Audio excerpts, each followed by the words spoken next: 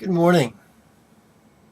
What is it that separates a young llama from an old llama, and an experienced llama from a seasoned llama?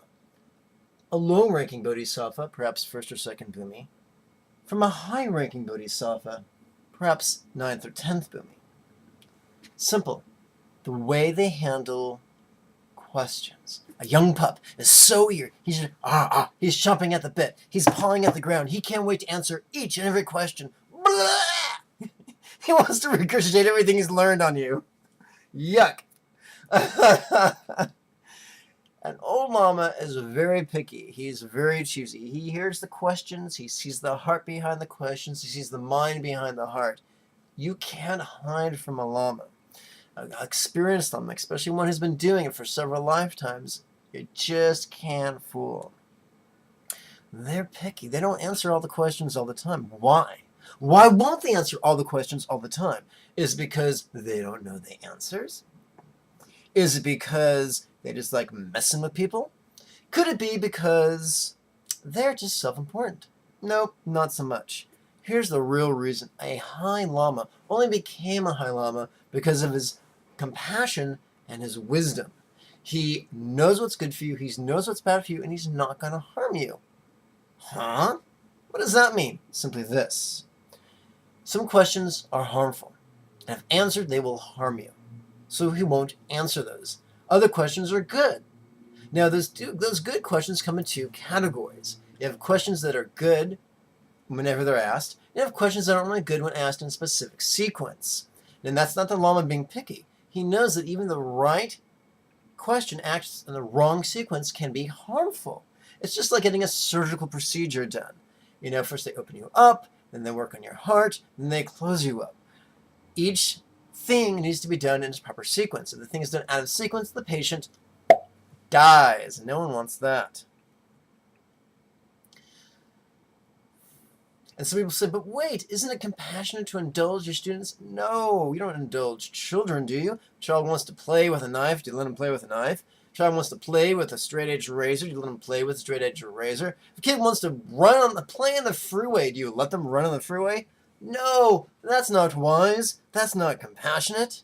Likewise, a teacher is very specific which question he answers and in which sequence, because he's looking out for his students. Remember, the teacher is obviously not a fashion maven. He's obviously not in it for the riches. He's in it because he wants to benefit people more than he wants his next breath. He doesn't want to harm people. He would perish before harming someone. And if answering the wrong question, or even the right question in the wrong sequence, would harm someone, then he won't. And what this brings to mind, is the phrase, barking up the wrong tree.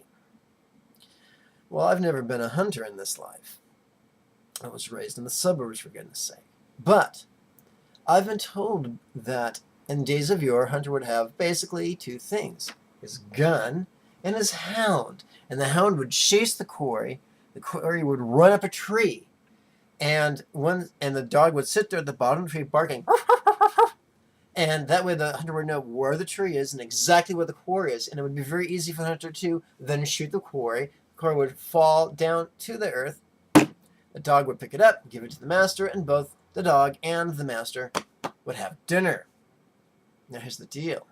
What if the dog barked up the wrong tree? For whatever reason. Maybe he's a daffy dog, maybe he's playful, maybe he got confused, maybe he didn't pay attention at Doggy University, who knows. But if the dog barked up the wrong tree, then that day, hunter and dog don't eat. If the dog consistently barks up the wrong tree, that month, hunter and dog don't eat.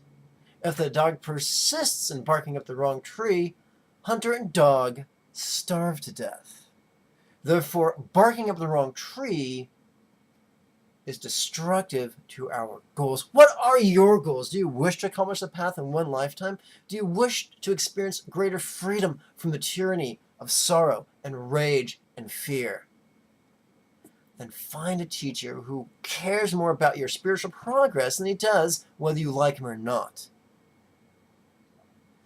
Find a teacher who will work with you. And by the way, if you see a teacher speak once every 3 years or once a year.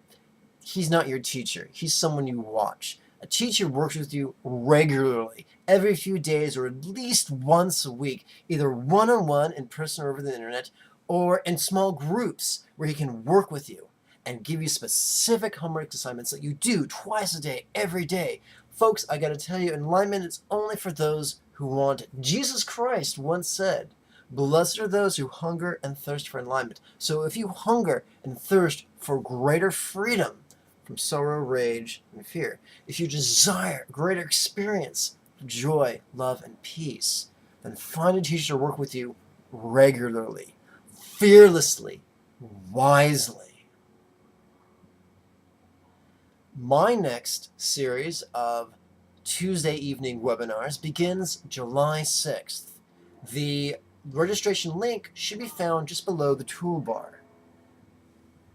Until next we speak, may you and yours be healthy and happy. Om Mani Padme Hum.